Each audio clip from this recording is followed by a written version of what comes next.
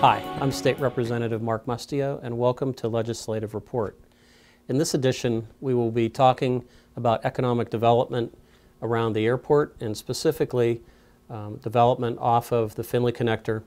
Many of you have not had the opportunity to travel the Finley Connector because it is a turnpike toll road, and there has been a lot happening there from a development standpoint. With me today is Brian Temple from Imperial Land. Brian, welcome. Thank you. Thank you for joining me today.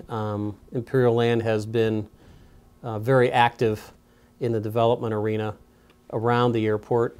But before we talk about current projects, if you would be able to give us a little history of the company. I know the Alo family is quite involved and has been part of this area for many, many years.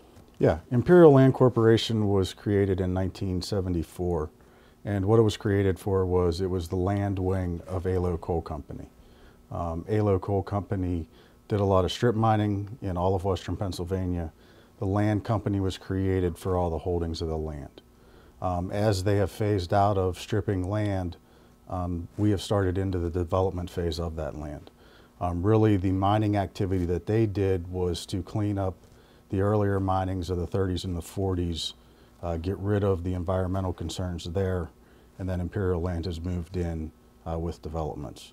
Currently, we have Finley Industrial Park, as you mentioned, off of the Finley Connector, which currently has 3 buildings and a 4th building under construction.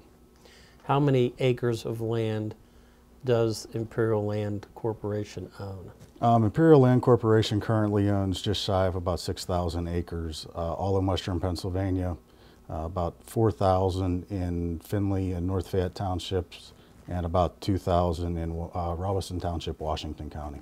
Now, are all those acres contiguous? They're not all contiguous, but they're all within a general area. I mean, we will have about 2,000 acres that are contiguous. The other ones are, just little pieces in between them.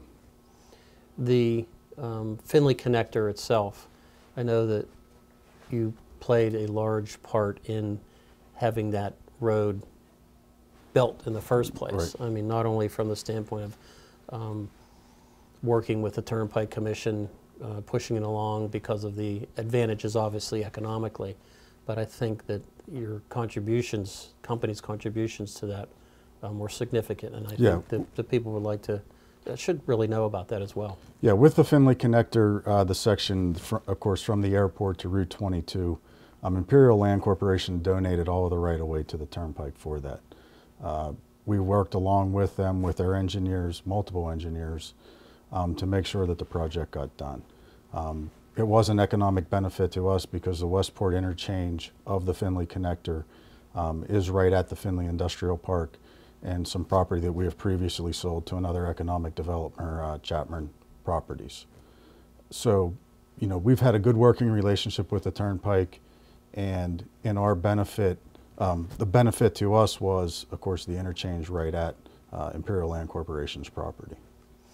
Now, when we look at the properties here on this aerial view, which we'll be able to show our viewers here at the same time, we see the Westport interchange, and then the airport, Pittsburgh International Airport, out there in the distance. And you mentioned, what, 6,000 acres? In the general western Pennsylvania area, North Fayette, Finley, and Robinson, Washington County. In this area by the airport, there's roughly about 2,000 acres that we're currently owners of.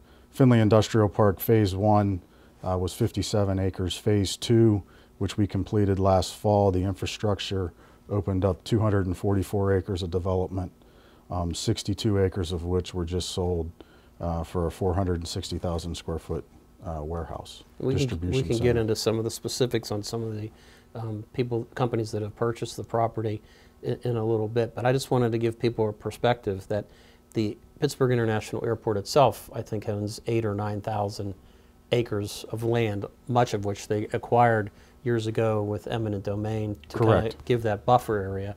And some of that land now outside of the operations area is going to be drilled for Marcellus gas, which will help subsidize the airport costs, which is beneficial to all of us. Correct. Because if we can lower those landing fees, then that's going to make it more advantageous for companies to move into the area. One of the things that I think is very attractive about the development that your company has been able to do is that you have brought companies in that have not been located in the airport area previously. Correct.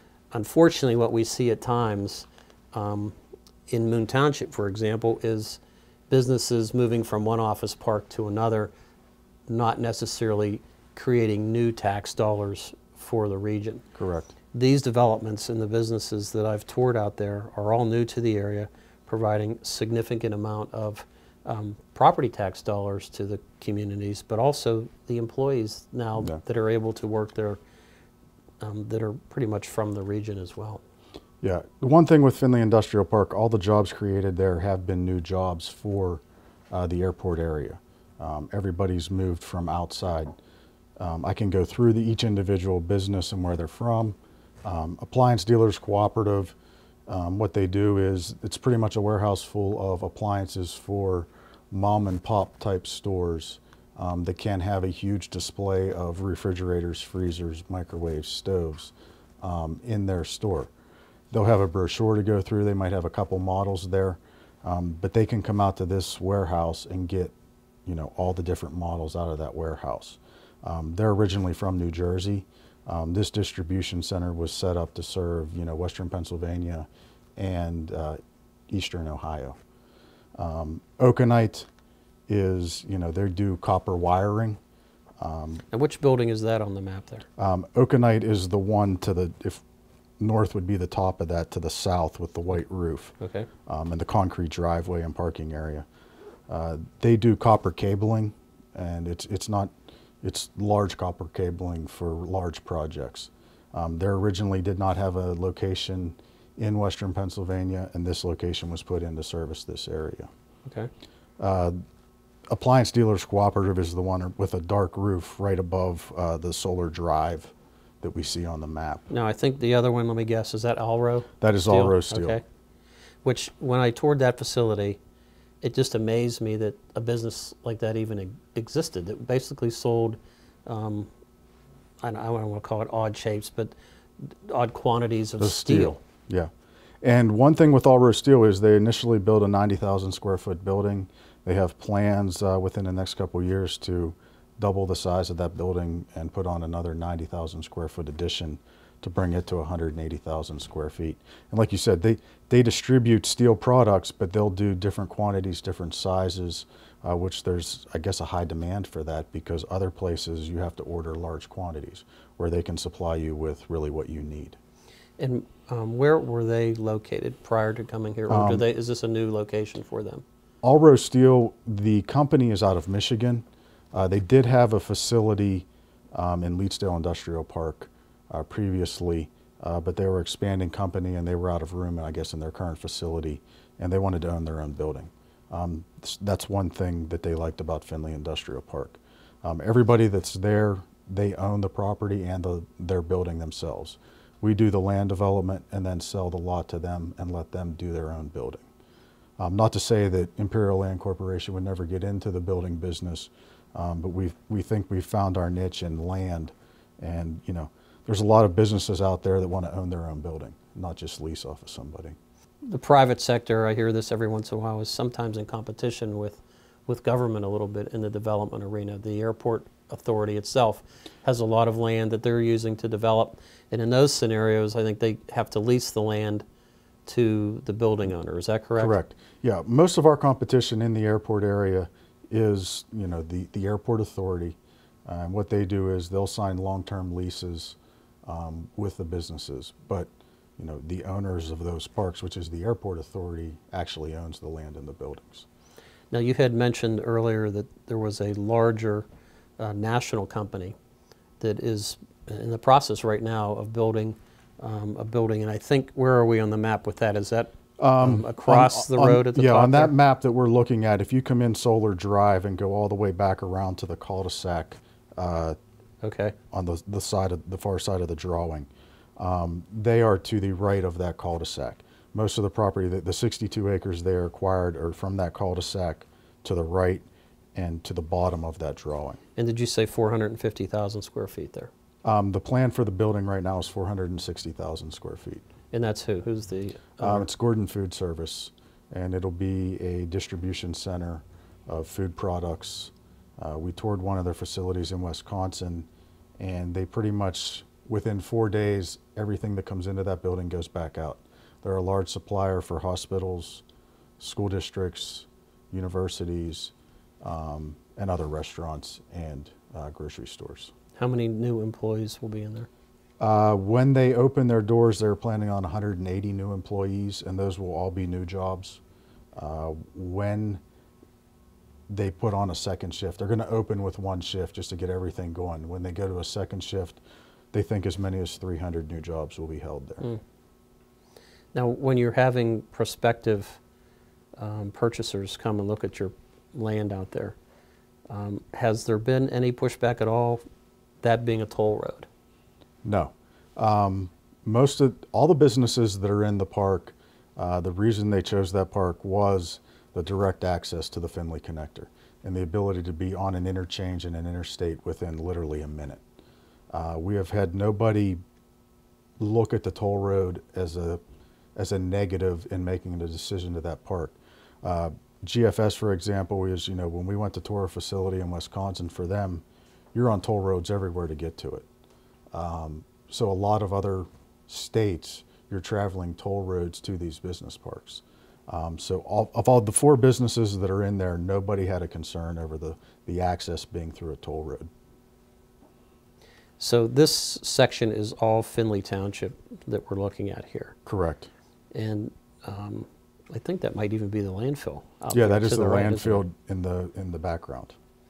So we come off the Southern Expressway, coming out the Interstate 576, which we know is the Finley Connector. You had the land there to the left that's not shown on the aerial view that you've sold to another developer. Correct. And then coming south to the bottom of the picture continues to be the Finley Connector that ultimately we want to connect to 79. Correct. Which will help not only open up additional land, yours and others, people that own land, but help alleviate traffic as well. You know, when the Finley Connector was first opened, there wasn't a lot of traffic using it. But, we're in that area pretty much on a daily basis. And when you get on the Finley Connector now, the joke always was you didn't have to look to see if anybody was coming. Now you have to look. There's more and more traffic using that road, mainly to get around the congestion of the parkway. Mm-hmm. And, hopefully that it can continue on from 22 to 79 down by South Point to alleviate more of the traffic and, pretty much connect direct access from South Point to the airport. When we get back, I want to ask you some questions about what we should be doing or not doing in Harrisburg to help facilitate more economic development in the area. Okay. But before we do that, we're going to take a little break, and we'll be back with Legislative Report in a minute.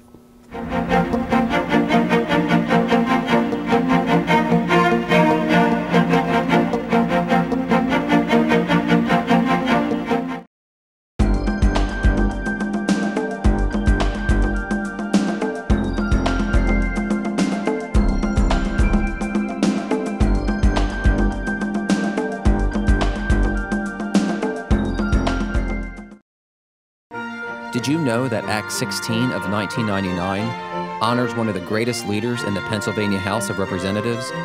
The Matthew J. Ryan Legislative Office Building, once known as the Capitol Annex, is located next to the main Capitol building and honors the late Speaker of the House, Matthew J. Ryan. Those who visit this building will observe the magnificent architectural designs providing eloquence and grandeur to the building. Known as one of the greatest members in the history of the Pennsylvania State House, Matthew Ryan started his career in the legislature in 1963 and was elected Speaker in 1981. His charisma and knowledge will forever be reflected in the building now named after this great legislative leader. Now you know.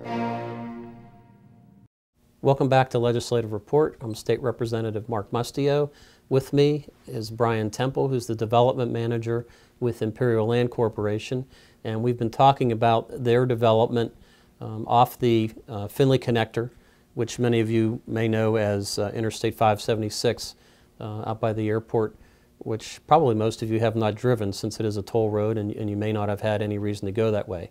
Ultimately, I think we want to be able to say that you can take that road all the way to Interstate 79, and then there's further plans in the future, but probably not in my lifetime, maybe in yours, Brian. Right. But let's get that next leg fixed, and we'll talk about some of the highway funding in a minute. But when we broke, we were talking about, or I was going to ask you about some of the hurdles maybe that you've had to overcome. I'd like to hear about that. Are there some things that we should be doing at the state level to help facilitate the process of development? And are there some things that are already being done that are done correctly? Mm-hmm. I know that Finley Township has always spoken very highly from other developers, and I'm assuming probably the same case with you. We've had a great relationship with Finley Township. I mean, they're really promoting the development in their township, and they pretty much, will help you in any way that they can. The issues when the Finley Connector Interstate 576 was being built and the Westport Interchange was being put in, there were no utilities in the area. So what we did was we worked with Finley Township Municipal Authority and the township in helping them acquire state funds to get the water and the sanitary out to that area. It took over 3 miles to get it there. And then privately, Imperial Land Corporation paid to get the electric and the gas upgraded and in the area. I think it's important when you say the state paid that we recognize that it's all of our tax dollars that go towards that. Many times we start these programs at the state level or even at the federal level, and we forget to recognize that they are the taxpayers that are doing this. But it's good that we can visually see, though, what those tax dollars are going for. So we see the infrastructure there. Certainly the turnpike piece is going to be toll funded, but those buildings are paying property taxes that are helping to subsidize school taxes primarily, right? Correct. The employees that are working there are paying state wage taxes and local wage taxes, and everybody there and the businesses are buying product. Correct. So your investment, your company's and shareholders' investment on the private level has really helped, and that has leveraged, I guess, some of the tax dollars, or we look at it, I think the taxpayer likes to look at it as their tax dollars have been leveraged with some private investment as well. So it's good that we can visually see some benefit from that. So from your perspective, though, have there been some issues that you've had to overcome with the state that we need to look at? The biggest issue probably with Finley Industrial Park that we've had in any sort of permitting process was actually for the Gordon Food Service project. We were moving along at a steady pace, and we've had an active MPDES permit out there with DEP. We needed to amend that to include some additional area for Gordon Food Service. At the time, we got a PNDI hit. For those of us that are laymen, tell us what those acronyms are. For the PNDI, what it is you apply to the Game Commission to see if there's any endangered species, endangered trees, bats, birds, animals, bugs. The engineers handle that a lot more than I do, but that's really what it boils down to in layman's terms. And we've went through this process out there before. Hadn't had a hit recently. Originally when we started, and it was actually an issue for the Turnpike Authority, Turnpike was the short-eared owl at the time. So we have been studying the short-eared owl up until 2 years ago, and we got clearance that we were okay to proceed. So we were proceeding, had to deal with GFS, and all of a sudden we submitted a PNDI, and we got a hit on another bird, the northern harrier, who was just added to the list in 2012. With as much property as we own in that area, we acquire, people coming out, looking around. Well, it's kind of become bird watchers. It's become a bird watching hotspot, and that's why we got the hit. But when you look at this map, if the northern harrier's there, it's in a lot of other areas. Right. It's not just classified on The Imperial GFS property, land right. property right there at GFS. So, you know, we're working through that process now with the Game Commission, and, you know, hopefully that comes to resolve that, you know, we'll set aside some area somewhere that we own for that. But, you know, we just need to be able to keep doing Findlay Industrial Park to get economic development in the airport area. Right. And I do recall that the OWL really delayed the construction of that entire interstate that you Correct. see there. And that is, you know, certainly we have to be sensitive to those issues, but sometimes the paperwork involved, I do recall talking with you and Jerry earlier that they wanted a study done at one point that was going to cost thousands and thousands of dollars. I mean, that would have delayed the project. Yeah, and we pushed our engineers and had the study done. You know, we've spent a significant amount of money to get GFS here of our private money, just along to get this issue resolved with the bird. Mm-hmm. Interesting. From an environmental standpoint, it looks to me like you've had the opportunity as you've gone in and moved some earth. You'd mentioned when they did the stripping originally, they cleaned up some of the old underground mines, but it seems to me that you've been able to do that as well, cleaning up some of the land for some environmental concerns. Yeah, I mean, we've you know, through ALO mining previously remediated a lot of the environmental issues on the site from the earlier mining. So as we've went through the permitting process for the development, you know, we've had a great relationship working with the DEP on the permitting issues with that. You know, I invite people out to the park because one thing that we're doing out there is there's a lot of best management practices that are being put to use in Findlay Industrial Park that you don't see in a lot of the other developments in the airport area. And what are some of those? You know, we have swales throughout the park everywhere that's collecting the stormwater instead of putting it into pipes. We have on-lot systems for each individual building that then go into larger ponds.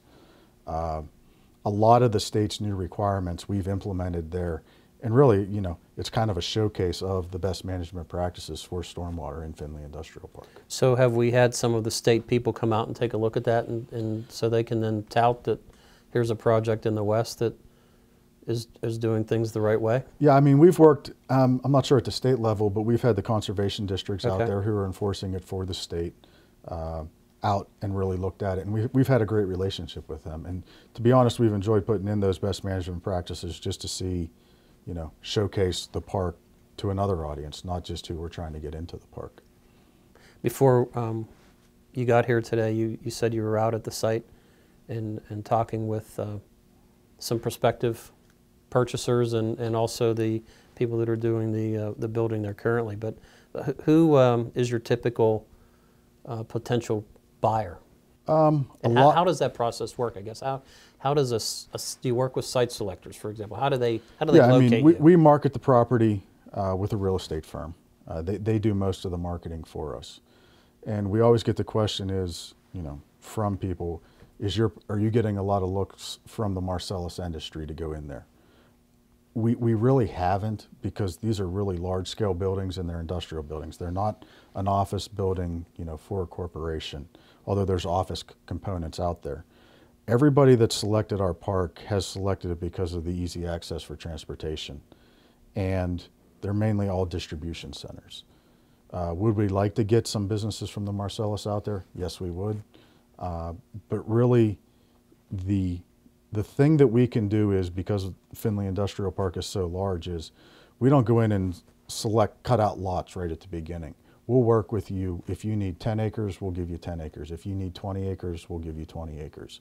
And we've got a relationship with Findlay now that, you know, within a month we can get you your lot, because we have all the approvals, all the utilities are already in, but we'll get you your subdivision done within a month based on your own needs. And really, with Gordon Foods coming to the park, it's kind of, you know, some of the site selectors see that, and now they're bringing some of their clients out to look in the park. That's interesting. I've heard you mention transportation a couple times, and one of the issues that is really being debated in Harrisburg is the transportation funding bill, not only for upgrading highways and bridges, but also mass transit. And the Senate passed a bill 45-5 and sent it over to the House. I have contacted my leadership advising them that I would vote yes on the bill as it came over from the Senate. Is it an ideal piece of legislation? No, but there has never been a piece of legislation passed. I'm confident in the history of the United States that you liked every aspect of it. But I think that my legislative district is a poster child for the advantages that a community and a business community and a residential community can see by having the proper infrastructure in place. You have this visual right here, you're going to have all the opportunity for people to work. You don't see any residences there, right? So we're going to keep the businesses here, and then you go back in your community at night and you're in a residential setting. To me, that's the ideal goal. It's very close, so you don't have the increased expense of driving. It's new, and we need to make sure that we're able to fund the infrastructure. I mean, you hear so often from these companies with these trucks that these bridges are weight limited now, and we have to go out of our way, and that cost is going to be passed on. So we're indirectly paying that cost now in cost of goods, cost to repair of vehicles, as opposed to maybe a few cents more that we might have to pay for a gasoline tax. That is really, in my mind, a user's fee, and you only pay it when you use it, as opposed to any other wage or sales tax. So I really appreciate you taking time today out of your busy schedule. Thank you, and thank your shareholders for the investment that they've made in the community. Been great partners for the community, you know, not only with your business development, but you know what you give back to the community as well. So I wanted to make sure that you pass that message along. Yeah, and I mean, we appreciate, working with you also. If we ever have any issues, you're the first one there, to help us through that issue. So we'd like to thank you also. Thank you very much. I want to thank you again for spending a half hour with me. And those of you that are watching at home, thank you for watching Legislative Report. And I look forward to seeing you next time. For those of you that want to contact my legislative office, you'll see the phone number and website address at the bottom of the screen. Thank you.